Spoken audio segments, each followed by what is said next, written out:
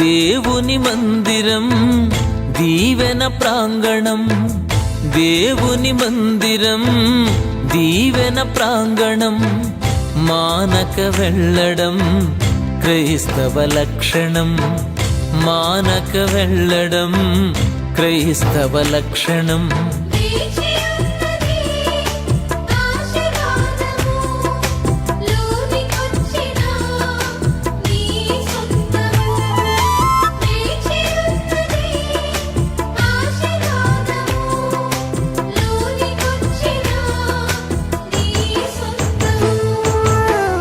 దేవుని మందిరం దీవెన ప్రాంగణం, దేవుని మందిరం